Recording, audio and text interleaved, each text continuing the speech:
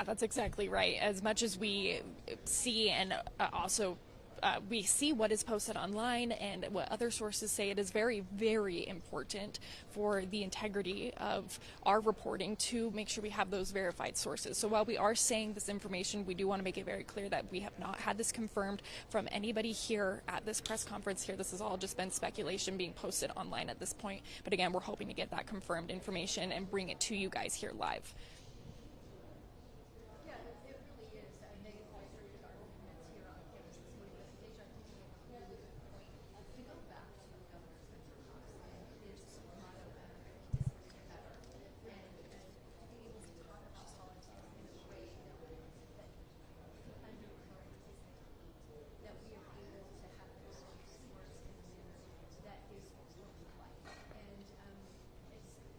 Yeah, that could be exactly right. We have heard that he potentially was found somewhere in St. George or across the border, kind of in the southern part of the state here, or over down in Arizona, one of those further southern states there. So they very well could just be waiting to bring him up to Utah County here at this time. But again, we can't say for sure why there's been such a long delay. But of course, I mean, with this new information coming out, it's pretty clear that this is what they'll be talking about here. And so hopefully we'll get that information here in just a few short minutes. Again, they said about 2 minutes ago that it would start in 4 minutes, so probably about 2 minutes now until we're supposed to officially begin this press conference.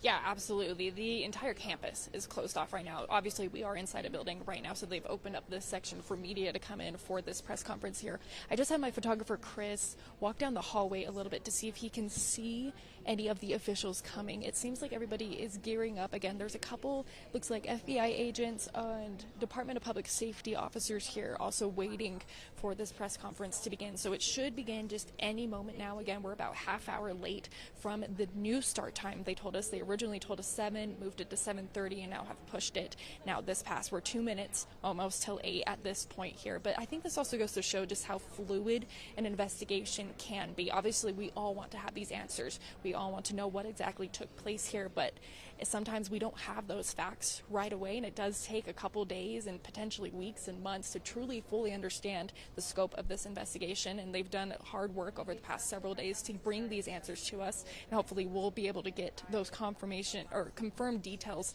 here shortly. Again, possibly the identity of the shooter, where he was found, where he's currently at, and what steps they're going to be taking moving forward.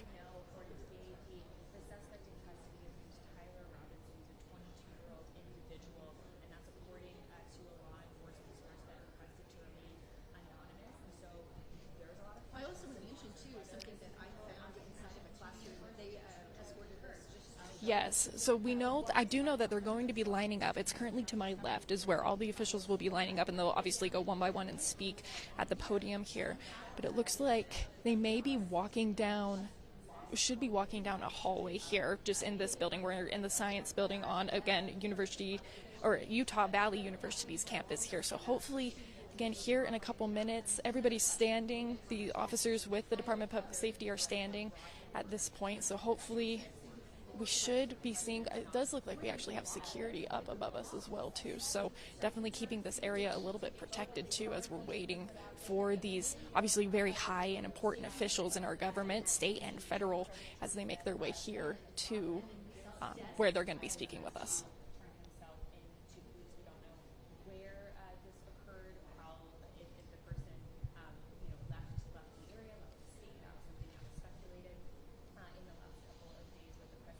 Yeah, this morning a lot more sections were taped off with crime scene tape compared to yesterday.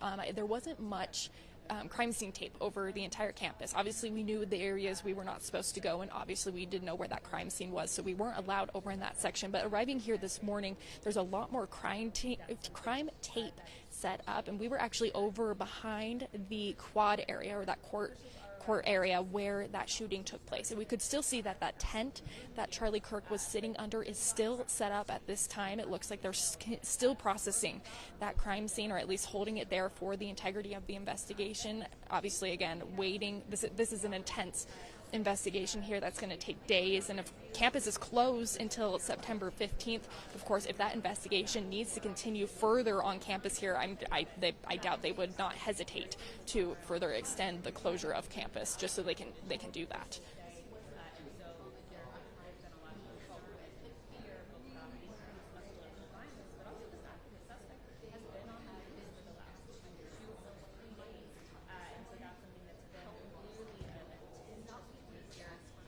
Yeah, I got you.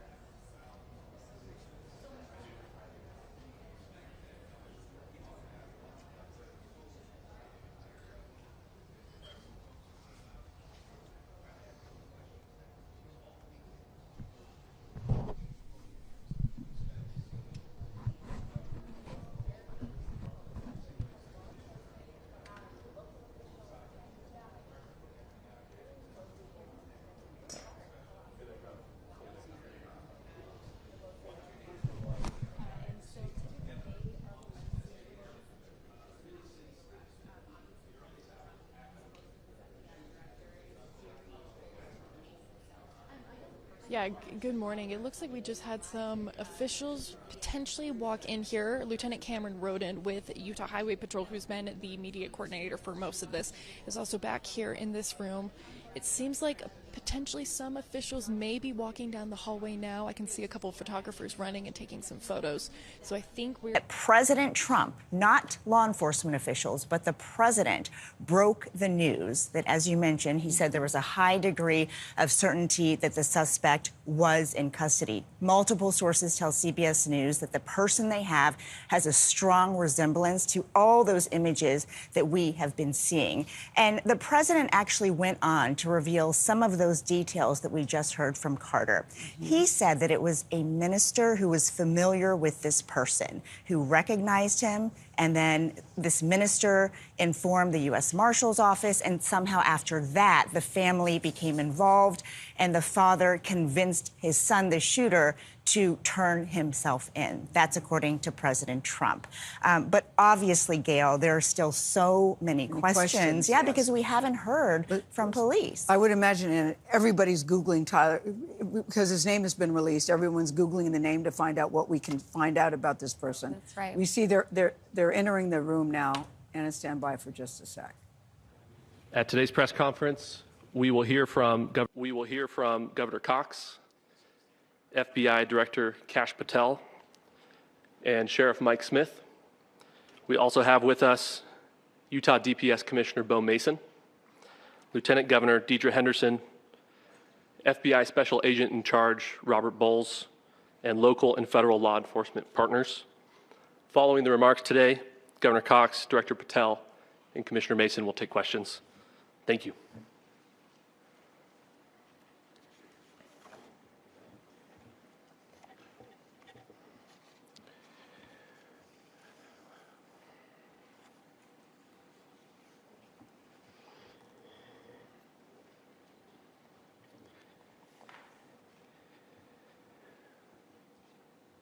Good morning, ladies and gentlemen. We got him. On the evening of September 11th, a family member of Tyler Robinson reached out to a family friend who contacted the Washington County Sheriff's Office with information that Robinson had confessed to them or implied that he had committed the incident. This information was relayed to the Utah County Sheriff's Office and scene investigators at Utah Valley University. This information was also conveyed to the FBI. Investigators reviewed additional video footage from UVU surveillance and identified Robinson arriving on UVU campus in a gray Dodge Challenger at approximately 8:29 a.m. on September 10th, in which he is observed on video in a plain maroon t-shirt, light-colored shorts, a black hat with a white logo, and light-colored shoes. When encountered in person by investigators in Washington County on September 12th, in the early morning hours, Robinson was observed in consistent clothing with those surveillance images. Investigators interviewed a family member of Robinson who stated that Robinson had become more political in recent years. The family member referenced a recent incident in which Robinson came to dinner prior to September 10th, and in the conversation with another family member, Robinson mentioned Charlie Kirk was coming to UVU. They talked about why they didn't like him and the viewpoints that he had. The family member also stated Kirk was full of hate and spreading hate. The family member also confirmed Robinson had a gray Dodge Challenger. Investigators identified an individual as the roommate of Robinson. Investigators interviewed that roommate, who stated that his roommate, referring to Robinson, made a joke on Discord. Investigators asked if he would show them the messages on Discord.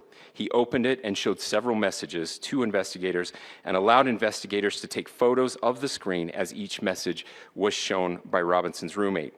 These photos consisted of various messages, including content of messages between the phone contact named Tyler with an emoji icon and Robinson's roommate's device. The content of these messages included messages affiliated with the contact Tyler, stating a need to retrieve a rifle from a drop point, leaving the rifle in a bush, messages related to visually watching the area where a rifle was left, and a message referring to having left the rifle wrapped in a towel. The messages also refer to engraving bullets and a mention of a scope and the rifle being unique. Messages from the contact Tyler also mentioned that he had changed outfits. I know there's been speculation as well as to the writing on those casings, those bullet casings, and I believe we have that as well. And I will share that with you now.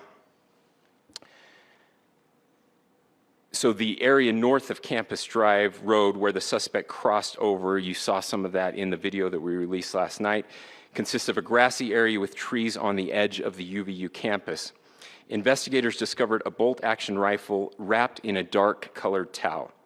The rifle was determined to be a Mauser Model 98 30-06 caliber bolt-action rifle. The rifle had a scope mounted on top of it. Investigators noted inscriptions that had been engraved on casings found with the rifle.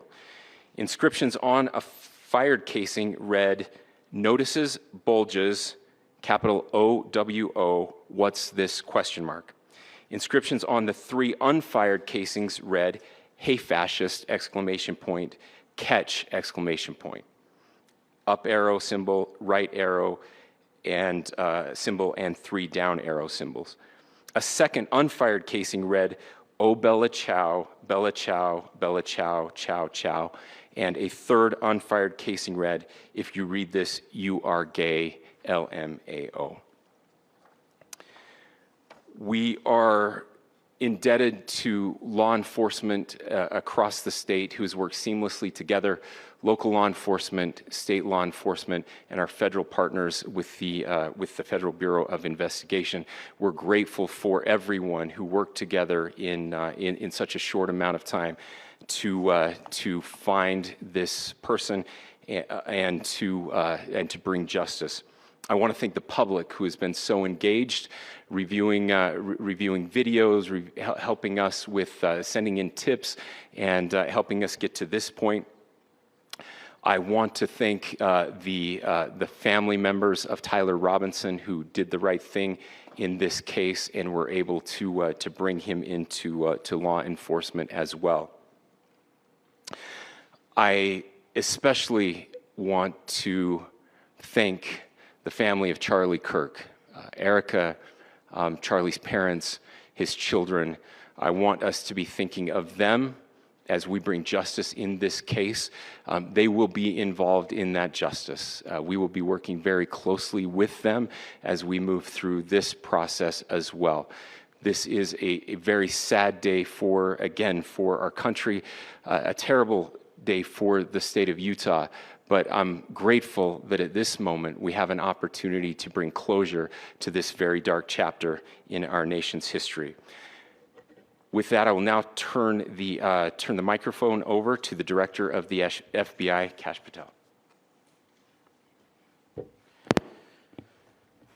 Thank you, Governor. This is what happens when you let good cops be cops. The FBI and our partners are proud to stand here today together to bring justice to the family of Charlie Kirk and honor his memory. I want to express my deep gratitude to President Trump, the Vice President, and the entire White House who have been so incredibly supportive with both resources and just personally to the FBI as a team. They had our backs the entire way, and I just want to express my gratitude for giving us the resources we need to operate in this space to bring this sort of justice at this sort of speed. In 33 hours, we have made historic progress for Charlie. Governor Cox, our partnership has been absolutely incredible these last few days. Our partnership will endure. Your state and local partners, your sheriffs, your DPS community has been unbelievably impressive in the hardest of times.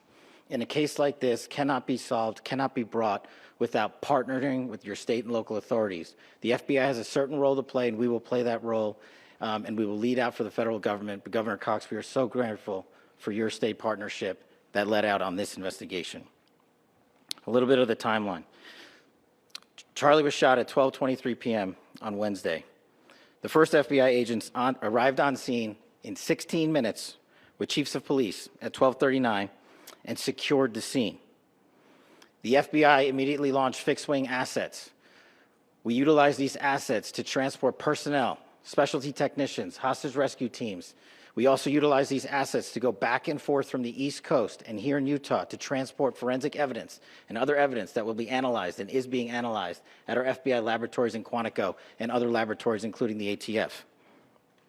At my direction, the FBI released the first set of FBI photos of the suspect at 10 a.m. local time on 9/11. Then, shortly thereafter, the FBI reward of $100,000 was released at 10:45 a.m. local. Myself and Deputy Director Bongino arrived on the scene at approximately 5:30 p.m. on 9/11. The governor led a press conference last night at approximately 8 p.m., where at my direction, the FBI released a never-before-seen video of the suspect. We also released new images to the public of the suspect. And just last night, the suspect was taken into custody at 10 p.m. local time. In less than 36 hours, 33 to be precise, thanks to the full weight of the federal government and leading out with the partners here in the state of Utah and Governor Cox, the suspect was apprehended in a historic time period. And I want to highlight what Governor Cox said. This would not have been possible without you, the media, and you, the public. That's why we went so public, so fast, and we're so transparent, and we're committed to that transparency. The crime scene, just a little bit there. It is a large crime scene. State and local authorities, along with federal authorities, processed that crime scene quickly. And I even had the ability to walk through that crime scene and walk through the steps the suspect took to learn more about what was needed and what resources we needed to bear to create a full picture for the FBI and leadership back in Washington. Furthermore, thankfully to state and local partners, forensic evidence has been seized and continues to be garnered. Forensic evidence has already been evaluated at FBI laboratories in Quantico and state and local authorities here. We will continue to process evidence as we see it, as we collect it, and we will continue to deliver it to Governor Cox and his team. Last night, we had a total of approximately 7,000 leads. As of this morning, thanks to your great work, we have over 11,000 leads that were called in to the FBI. And we are running out every single lead that we can. Every one of those leads will be run out. The arrest is a testament to the dedication of good law enforcement being great and partnerships in law enforcement, which I've tried to highlight as my tenure as the director of the FBI. There is no better relationship for law enforcement than the FBI to partner with state and local authorities, and you've seen it here in these last few days. The FBI Salt Lake field office, along with our offices in LA, Phoenix, Denver, San Antonio, Las Vegas, Pittsburgh, Buffalo, our headquarters component in Quantico, all participate in the FBI. I want to express my deep gratitude to the employees of the FBI, the men and women, the evidence response team tacticians, the special operators, the agents, the support staff. You have done monumental work in historic time when the public, who had a right to demand such an expeditious solving of an investigation, the FBI answered that call diligently, critically important to our nation, and we delivered. And I'm proud to be their leader, and I'm proud to be the director of the FBI. This is very much an ongoing investigation, as the governor said, and we will continue to work with state and local authorities to develop the investigation, to provide them the evidence they need for their ongoing prosecutions, and we will be here to answer every call they absolutely have, as long as it takes, for as long as we need to find and apprehend whatever suspects were involved in this crime. Lastly, to my friend Charlie Kirk, rest now, brother. We have the watch, and I'll see you in Valhalla.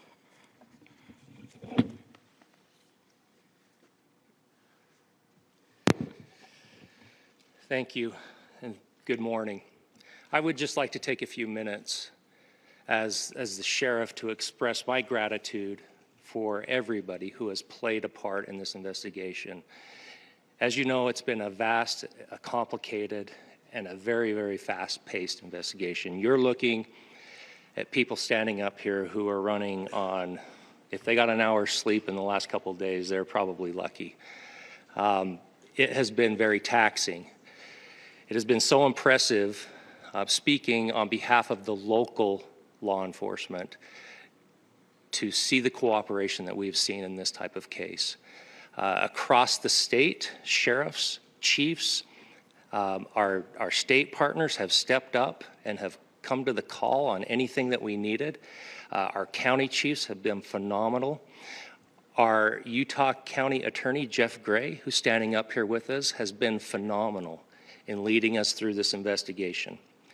I would like to thank the federal government for their resources, their assets. Our local team here, our FBI team, has been extraordinary in helping us work through this and bring this person to justice.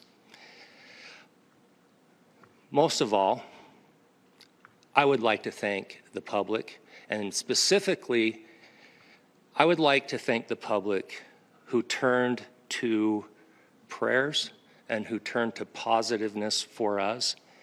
I would like to thank them on behalf of the law enforcement community, because we needed those prayers. That's what we needed to get through this. We needed your support, and you gave it to us. We needed your patience, and you gave it to us. And I would like to thank you for the Kirk family, because that's what they need, is your support and your prayers, and that will get us through all of this. So thank you, everybody, for everybody that have stepped up. We've had such a phenomenal response to this. Thank you.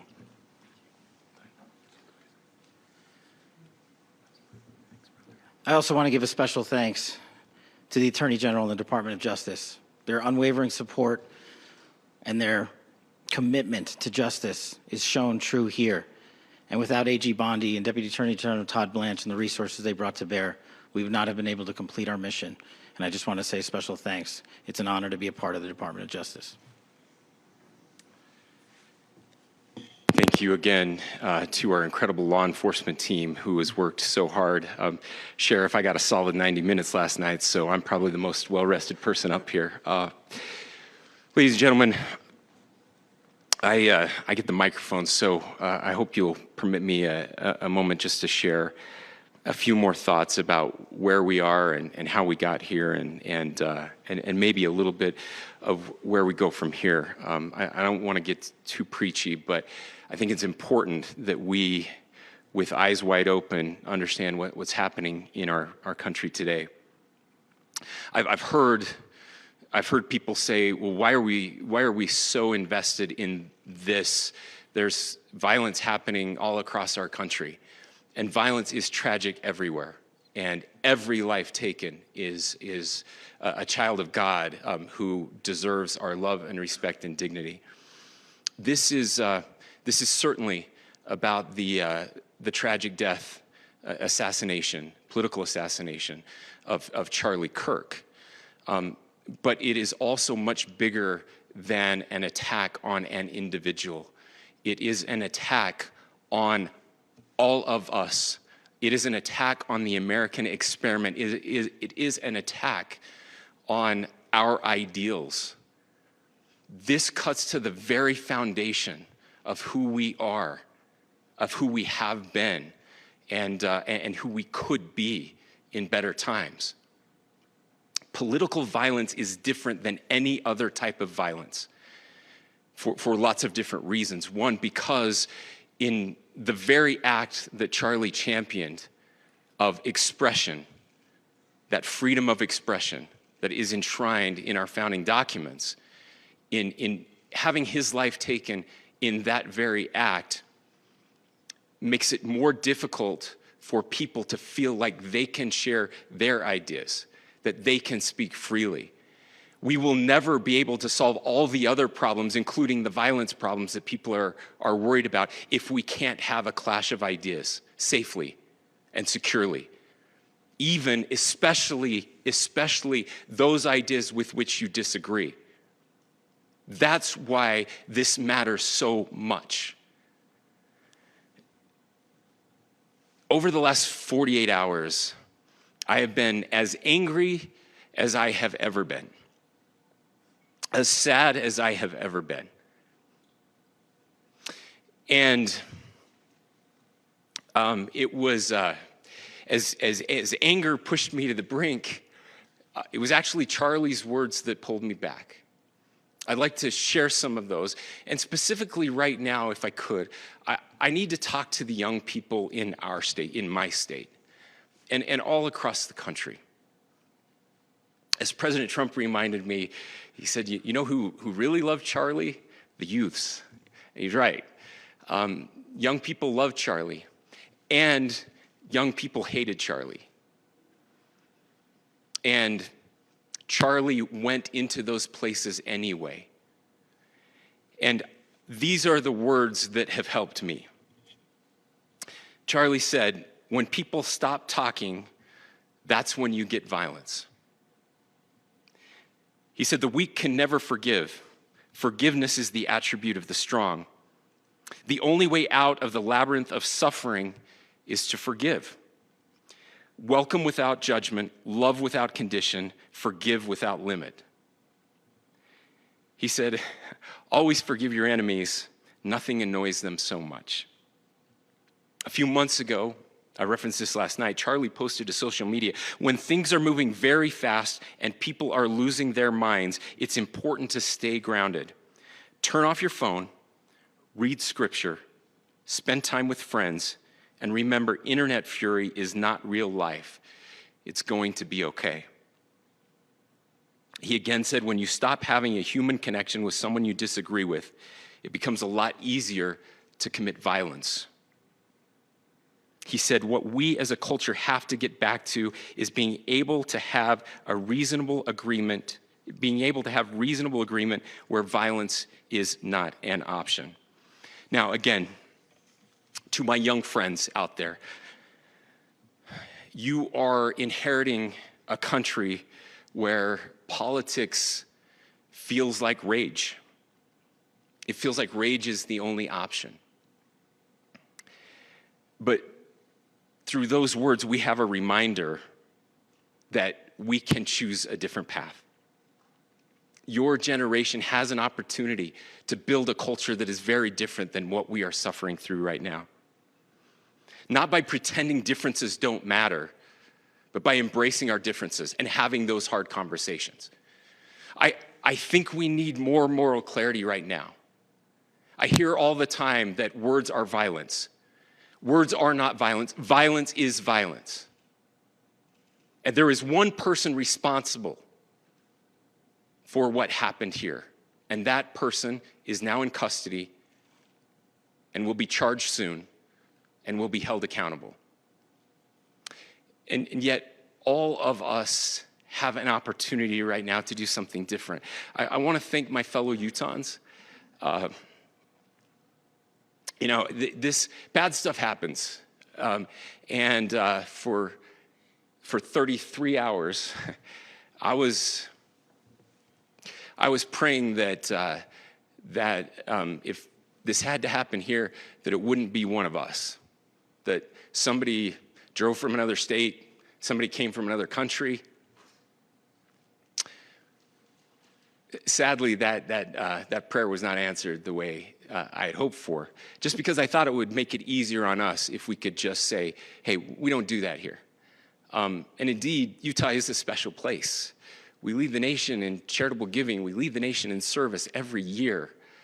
But it did happen here.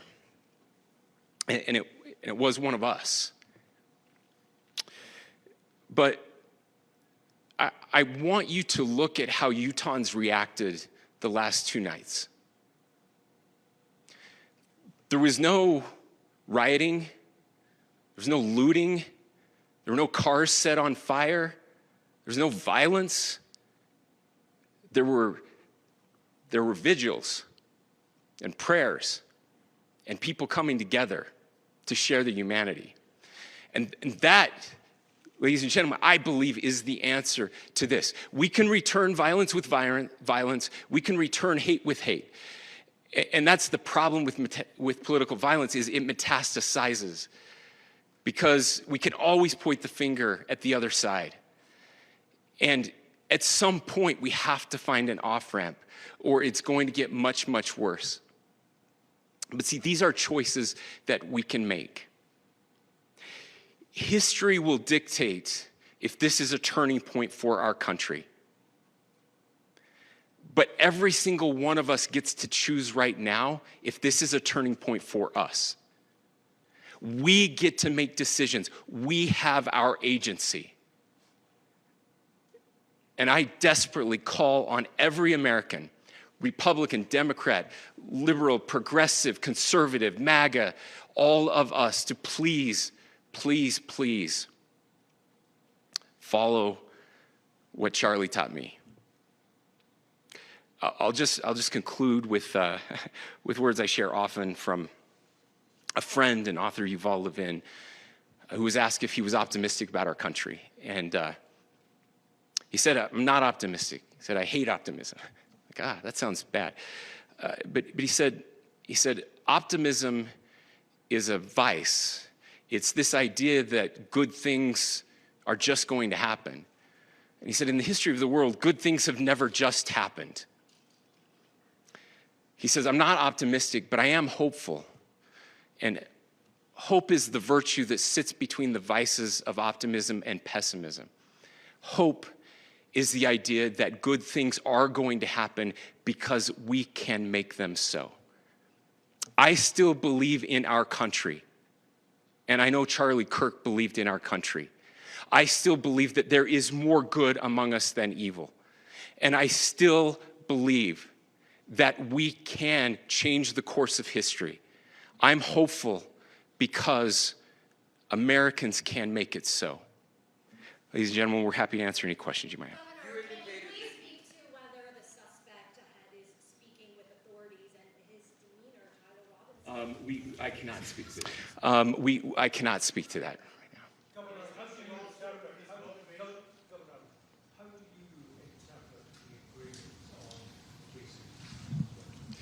Well, I will leave that up to you to interpret what those engravings mean. I think the clearest one that says "catch fascist," there's not. And by the way, that's like catch like a ball, catch this.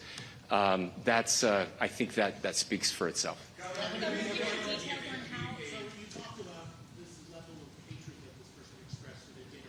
Beyond that, is there anything in your view that you discovered that may have radicalized or changed him to prompt him to commit such a horrific act? There's nothing more that we can share at this time. Governor. About the gun, do you anticipate any more arrests? We do not at this time have any information that would lead to any additional arrests. Yes. But Governor. the investigation is ongoing. Governor.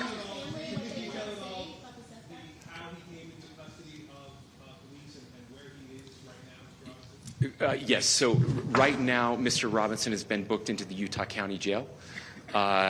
You heard the president this morning report that he was taken into custody, that his family and a friend helped to deliver him into custody of law enforcement in Washington County. For those of you that don't know where Washington County is, it is the southwesternmost part of the state of Utah. It's about a 3.5 to 4 hour drive from here, where we are right now, and that's where he lived and where they turned him in. Please, go here. I can't share any more than what I've already shared. Yeah. Governor, do you have any details on how he got back to Washington County and how the gun was obtained? So how we obtained the gun was found here. The gun and how the shooter then was able to get back to Washington. So I don't have much more details on that. We do know that he drove. We had his car here on campus, and then we had his car going south back to the St. George. It's actually the city of Washington in Washington County. I'm sorry? We don't have any information that would lead us to believe that. Yes, in fact, it was just released. Yes. I can't answer that right now. Yeah, thank you. Over here.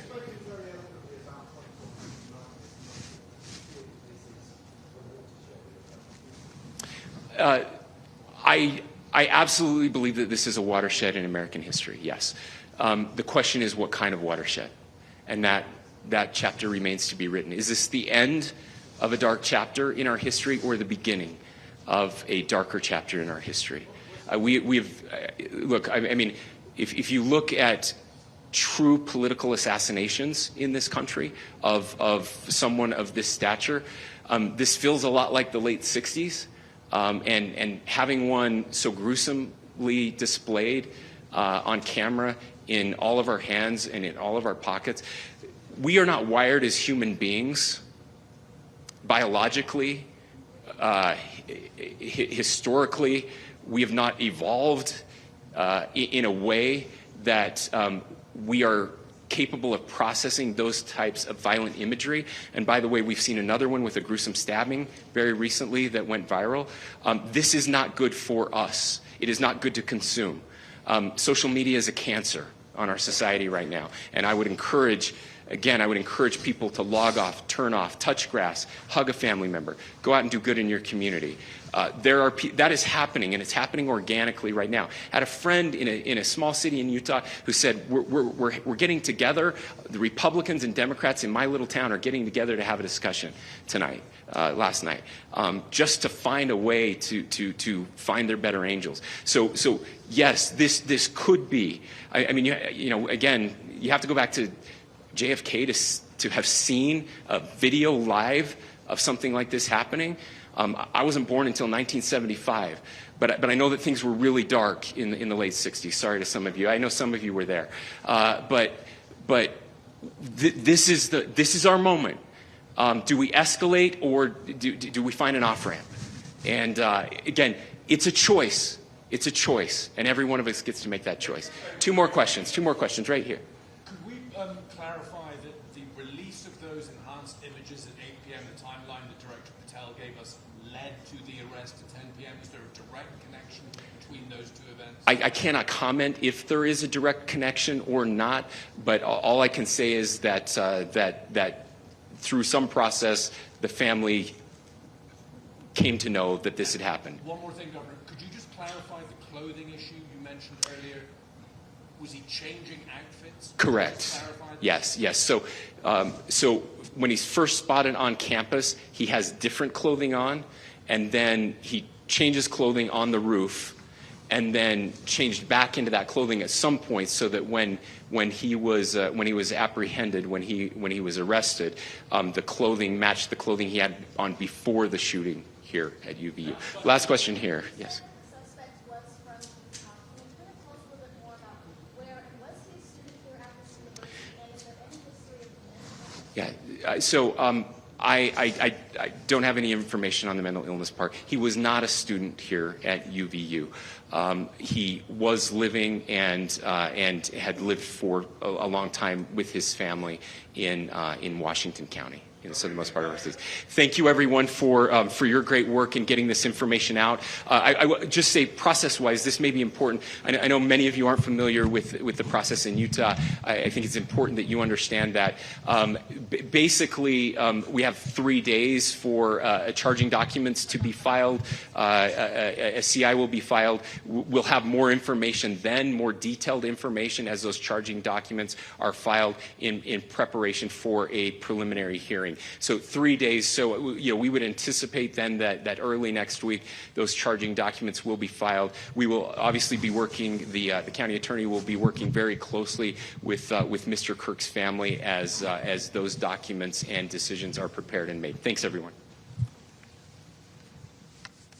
And as you've just heard, authorities have announced they do have a suspect in custody for the assassination of political activist Charlie Kirk on Wednesday. He's been identified as Tyler Robinson. He is 22 years old. He is a resident of Utah. Let's go to our justice correspondent, Scott McFarlane in Washington. Scott, there was a lot to unpack in that news conference, a lot of information just revealed to us. What stuck out to you? Gail, a day-and-a-half manhunt that captured the world's attention ended, according to the investigators, when the defendant confessed to his father. And his father went to clergy, and they turned him in. This was a self-directed turn-in by the Robinson family, according to what the governor said there. 11,000 tips came in. All that video was released, and a couple key takeaways from what the governor said when he was answering questions about the video and about the case. That we do not have information that would lead to any more arrests. Not the most declarative statement I've ever heard, ruling out the possibility of more arrests or more people being considered culpable in this, but saying right now that this is the one person responsible for this murder. The inscriptions on the casings, and we heard about that, you'll recall, the murder of the United Healthcare CEO in New York City. These inscriptions, according to the investigators, included the phrases "catch fascist" and "Bella Ciao." Bella Ciao is a refrain, a motto of the Italian resistance against fascists during World War II. And also, Gail, it's noteworthy that the governor said, social media is a cancer. Get off social media. That had been an issue early in this investigation when the FBI director was on social media announcing people were in custody, when those people would later be released. Here is a more traditional way of releasing information to the public with all law enforcement together at a news conference. He said that it had taken 33 hours. What do you make about the speed of the case? When you think about it, they released the video, they released the pictures, and after that, things really seemed to ramp up. I was surprised to hear that he had actually been arrested at 10 o'clock last night. Did that surprise you? The FBI director had alluded to the speed with which this investigation was concluded. And this has been faster than other cases, but there really is no traditional speed for these types of cases. And it's hard to characterize this was faster or slower than it should have been. The search, you'll recall, for Luigi Mangione in New York lasted 4 to 5 days. But this is a pretty strong indication that they think they've got their person and nobody else is a part of a network, or that there's still a public safety threat elsewhere in Utah or across America stemming from this man and this case. Well, many people are breathing a sigh of relief that he is in custody. Thank you, Scott, so much. Let's turn now to senior White House correspondent Weijia Zhang and Anna Schechter, who's a CBS News senior coordinating producer for crime and public safety. Anna, you've been on the phone. You've got sources, too. What stands out to you? What are you hearing? What jumped out at me is that they've already looked through the electronic communications between Tyler Robinson and his roommate at the time. In fact, law enforcement just told us that the roommate was told to go to that wooded area and recover the gun that was dropped there, that it was wrapped in a dark towel, all that detail. So those electronic communications, that's all part of a case that is being built right now, and we just heard that we'll see those charging documents early next week. It was interesting, too, to hear that family members said that he had become more political recently. That's right, more political, that he didn't like Charlie Kirk, and we see the message on those casings. I think that's very telling, and law enforcement right now is using that to point to a motive. Weijia? Well, Gail, during that press conference, the Vice President, J.D. Vance, did post, and he was careful to say that the investigation is ongoing, but he said this is a big breakthrough, and everyone who helped, from the law enforcement professionals to people giving tips, deserves our credit. He said in some ways the investigation is still in the early days. I point that out because he had such a close relationship to Charlie Kirk, and so did President Trump, along with so many other White House officials. So obviously, they were eager for this arrest, but for them and for President Trump and the vice president, this is extremely personal. And we heard from President Trump today, who actually broke the news to the world that they had a suspect in custody. And he went on to say that he hopes he gets the death penalty. He says he's been in close contact with Kirk's family and that he plans to attend Kirk's funeral. So I think that is a layer that we cannot forget as we talk about this investigation, just what it means not only to our elected officials, but to their supporters and all the young people we've been interviewing who have never experienced something like this, and they're still trying to process it. There were calls very early on for him to get the death penalty, which I think really says something about the family's decision to say, when they recognized him, to make sure that their son turned himself in. And I think it's notable that the investigators and the governor talked about how in the days before Charlie Kirk visited Utah, that the suspect, Tyler Robinson, was mentioning at dinner, hey, Charlie Kirk is coming here. And that was very chilling to hear something so small that turned into something so grave. Yeah, really curious about the suspect and his back history. Well, let's turn now to CBS News national security contributor, that's Samantha Vinograd. She's in Washington. Samantha, the question for you, what would they be investigating now going forward? They seem to have a lot of information. They sure do, Gail, and the FBI will be working through all of those leads with their state and local partners. But when we talk about the fact that the investigation is ongoing, what that means is that law enforcement professionals will be combing through this individual's history, including his social media, his communications with friends and family, and his movements. The immediate priority is to ensure that there is no ongoing threat to the public. That could entail reviewing whether this individual was in touch with like-minded individuals on Discord, on other social media channels. Was he seeking to inspire any other similar kinds of plots? So we're trying to ensure that there's no ongoing threat to the public. At the same time, investigators will want to understand the arc of radicalization and mobilization that led this individual to commit this heinous assassination. Part of that process is to try to understand if there were steps along the way that could have tipped off law enforcement, that could have prevented this horrible event, so that going forward, individuals will be more aware of what signs to look out for and how to prevent this going forward, Gil. All right, Sam, thank you. Stand by for just a sec. Scott McFarland, let's go back to you because Sam made a very interesting point about an ongoing investigation. Do you have any more thoughts on that?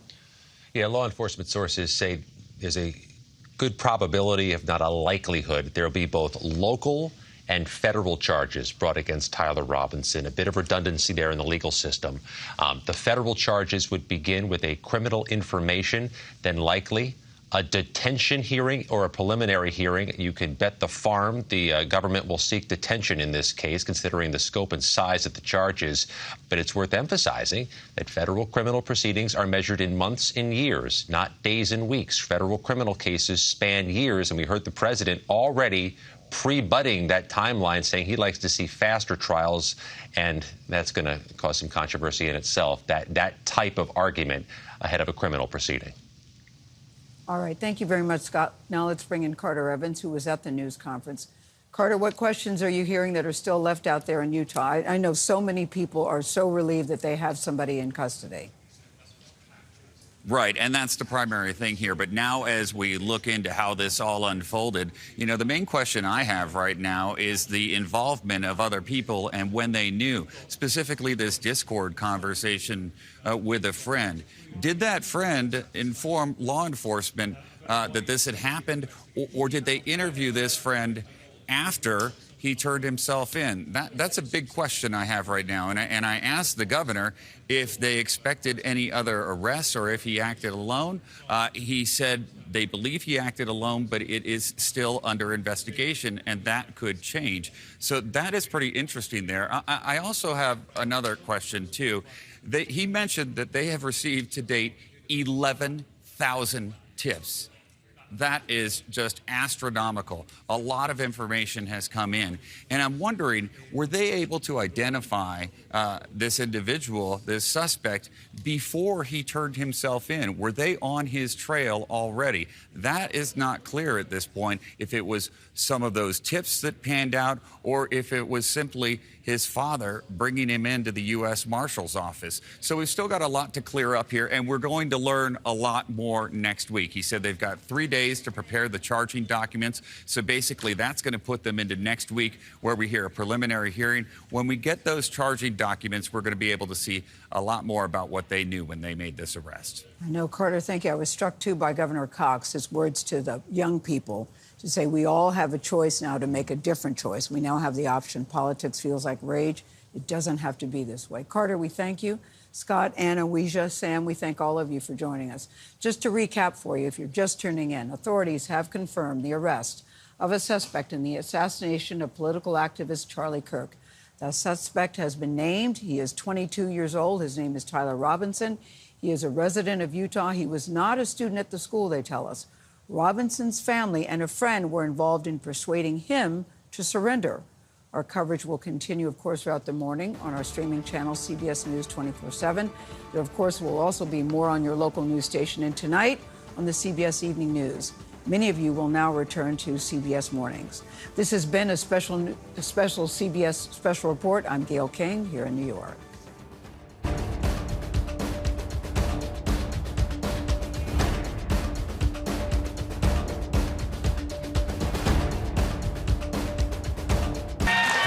Why 3 and not 2?